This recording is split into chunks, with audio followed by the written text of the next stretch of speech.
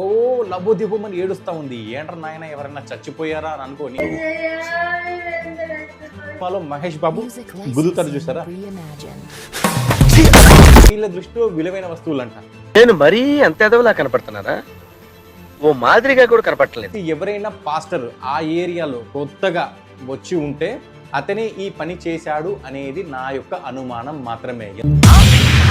రామతీర్థంలో జరిగిన సంఘటన, అదేవిధంగా మా దేవాలయాలపైన ఎన్నో రకమైన దాడులు, మొన్నటికి మొన్న ముత్యాలమ్మ గుడిలో ఏం జరిగిందో మీకు తెలుసు కదా. కార్యక్రమాలు చేస్తూ ఉన్నాము. పల్లెటూర్లలో ఎస్సీ ఎస్టీ ప్రాంతాలు కానివ్వండి, లేబర్ ప్రాంతాలు కానివ్వండి, అలాంటి ఏరియాలోకి వెళ్తున్నాము. అదేవిధంగా నెక్స్ట్ మంత్ కూడా ఆదిలాబాద్ కానీ విజయవాడ ఓపెన్ చేసి చూడగానే నాకు ఒక వీడియో కనిపించింది. ఆ వీడియోలో ఒక ఆవిడ ఏంటంటే ఓ లబోదిబోమని ఏడుస్తూ ఉంది. ఏంట్రా నాయన ఎవరైనా చచ్చిపోయారా అని అనుకొని నేను అలాగే ఓ 5 సెకండ్లు ఆపి చూసా.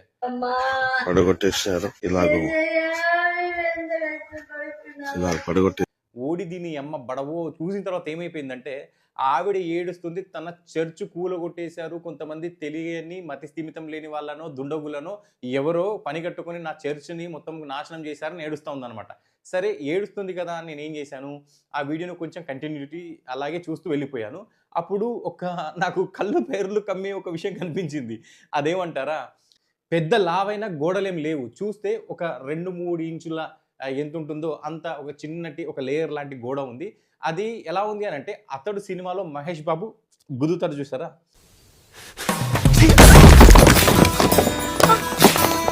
అలా గుద్దుతే ఏ విధంగా అయితే ఆ సినిమాలో రాయి పగిలిపోతుందో ఇలాంటి చిన్న గోడని ఇంత చిన్న పిల్లవాడు వచ్చి కాస్త గట్టిగా తన్నినా గుద్దినా అది పగిలిపోయేలా ఉందన్నమాట.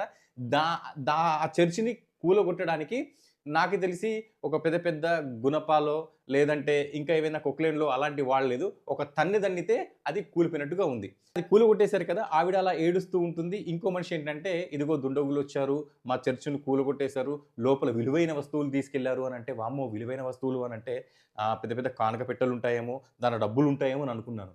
అసలు చూస్తే అతను ఏం చెప్తున్నాడో తెలుసా, అసలు నా చూసిన తర్వాత నాకు చాలా నవ్వు వచ్చింది. ఒకసారి మీరు చూడండి. స్పీకర్లు ఇవన్నీ పడగొట్టేస్తారు. ఇలాగా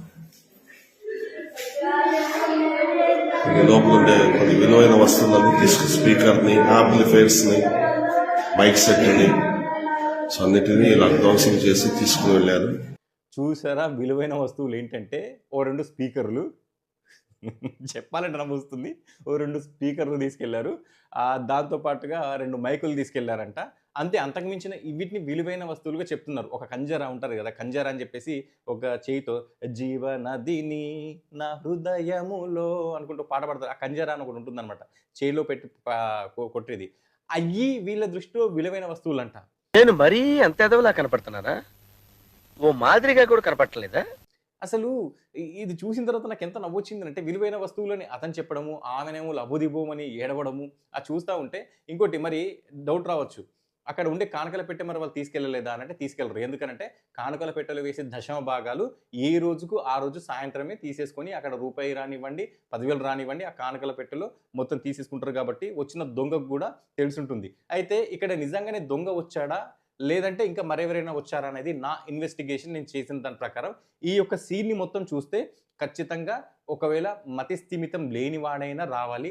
ఇది నా ఒక అనుమానం. ఇంకొక అనుమానం ఏంటంటే, ఈ మధ్యన ఏంటంటే ఆంధ్రాలో కొన్ని పల్లెటూర్లలో ఒకడికి పోటీగా ఇంకొకడు చర్చిలు పెడుతున్నారు. కాబట్టి ఈవిడ కట్టుకుందే అతి చిన్న చర్చ్.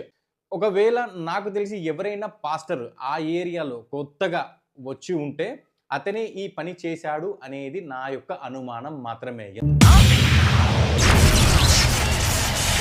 ఎందుకనుకుంటున్నారా, ఎవరైతే ఈ పాస్టర్ ఉన్నాడో, ఇప్పుడు కొత్తగా పాస్టర్ ఎవరైతే అవ్వాలనుకుంటున్నారో, నాకు తెలిసి అతని చర్చి కోసము ఆ యొక్క మైక్ సెట్లు కానీ యాంప్లిఫైర్లు కానీ ఈవిడ దగ్గర ఉన్నాయి.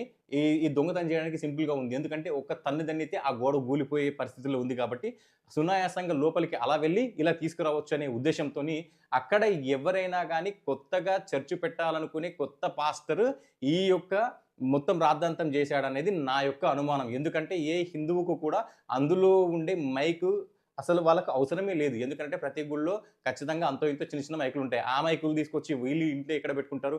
కాబట్టి ఈ మైకులు ఎవరు ఎత్తుకెళ్లారు అని అంటే నాకు తెలిసి అక్కడ ఎవరైనా కానీ కొత్తగా ఈ దందా అని అంటే ఈ వ్యాపారం, ఈ పాస్టర్ వ్యాపారం ఎవరైతే స్టార్ట్ చేయాలనుకుంటున్నారో అతనే ఖచ్చితంగా ఆ లోపలికెళ్ళి యాంప్లిఫైరును, మైకు, ఆ కంజర అదేది వాయిస్తారు చూసారా? అది పట్టుకెళ్ళి పోయాడనేది నా యొక్క అనుమానం అండి. ఒకవేళ ఈ విధంగా మీరు ఇన్వెస్టిగేషన్ ఎందుకు చేయకూడదు? ఇదే విధంగా మీరు కొంతమంది పాస్టర్‌ల పైన మీకు అనుమానం ఉంటే వాళ్ళ పైన మీరు ఎందుకు కంప్లెయింట్ ఇవ్వకూడదు? ఖచ్చితంగా దొరుకుతారండి. ఎందుకనంటే ఎవరికి అవసరం అండి చెప్పండి? ఎవడైనా గాని దొంగతనం చేయాలి అని అనుకుంటే ఒక పెద్ద ఇల్లు పట్టుకుంటాడు. లేదంటే ఆ పలానా ఇంట్లో బంగారం ఉంటదేమో అని అది పట్టుకుంటాడు. కానీ ఇది చూస్తే చిన్న గోడల్లాంటి ఒక చర్చు, ఒక తన్నితే పగిలిపోయే చర్చు. దీంట్లో విలువైన వస్తువులు ఉంటాయని ఎవరైనా అనుకుంటారా? ఇవి విలువైన వస్తువులంట. ఎవరు అతను వీడియో తీసిన అతను ఏం చెప్తున్నాడు? ఇవి చాలా విలువైన వస్తువులండి. ఒక మైకును, ఒక యాంప్లిఫైరును, ఇంకా కంజరను అసలు ఏమైనా అసలు వీళ్ళకి అర్థమవుతుందా? ఆవిడ ఎలా ఏడుస్తుంది చూసారు కదా! నిజంగానే ఒక మనిషి చచ్చిపోయాడు అన్న రకంగా ఏడుస్తుంది. మళ్ళీ నువ్వు కేవలం నీ యాంప్లిఫైరు, మైకు పోతేనే నువ్వు ఏడుస్తున్నావు కదా! చిన్న గోడని పగలగొడితేనే మీరు అంతలా ఏడుస్తున్నారు కదా! చాలామంది క్రైస్తవులు కూడా ఇది ఎవరిదో మతోన్మాదులదో అని చెప్పేసి అంటున్నారు కదా! ఒక్కసారి ఆలోచించారా? రామతీర్థంలో జరిగిన సంఘటన, అదేవిధంగా మా దేవాలయాలపైన ఎన్నో రకమైన దాడులు. మొన్నటికి మొన్న ముత్యాలమ్మ గుడిలో ఏం జరిగిందో మీకు తెలుసు కదా! అంతెందుకండి మొన్న ఒక మతిస్థిమితం లేనిటికి మొన్న భాగ్యనగరంలో అమ్మవారి గుడిలో ఒకడు మలమూత్రాలు చేశాడు. అంతెందుకు ఇంకా చాలా ఒక్కొక్కసారి నేను వీడియోలు చూస్తుంటాను. ఒకడు ఎళ్లి ఏం చేస్తాడంటే డైరెక్ట్‌గా విగ్రహం పైన ఎక్కుతా ఉంటాడు. ఇంకొకడు రాళ్ళతో కొడతా ఉంటాడు. అసలు ఇన్ని జరుగుతున్నా గానీ మరి మేమెంత ఏడవాలి? మేమెంత అసలు బాధపడాలి? అది మీరు క్రైస్తవులు ఎవరైనా కానీ మీరు అర్థం చేసుకుంటున్నారా?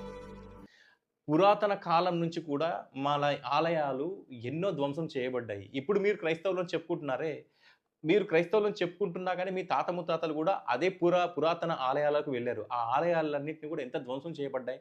దానికి కారణం ఏంటి? ఎక్కడైతే విగ్రహారాధన ఉందో ఆ విగ్రహారాధికుల్ని చంపండి, విగ్రహారాధన చేసి ఆలయాన్ని ధ్వంసం చేయండని ఏ మత గ్రంథాలు చెప్తున్నాయి? ఆలోచిస్తున్నారా?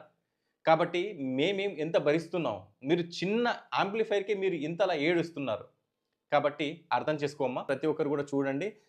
యాక్చువల్‌గా అక్కడ దొంగతనం జరిగింది అని అంటున్నారు. లేదంటే వీళ్ళే కూలగొట్టుకున్నారో కూడా తెలీదు. మరి పోలీస్ కంప్లెయింట్ ఇచ్చారో కూడా తెలీదు. ఒకవేళ ఇస్తే మాత్రం ఖచ్చితంగా రెండే బయటపడతాయి. ఒకటి మతిస్థిమితం లేని వ్యక్తి అని, రెండవది అక్కడ ఉండే లోకల్‌గా ఉండే ఇప్పుడిప్పుడు చర్చ్ పాస్టర్‌గా ఎదుగుదాం అనుకునే ఒక వ్యక్తే వాళ్ళకి ఖచ్చితంగా దొరుకుతాడు.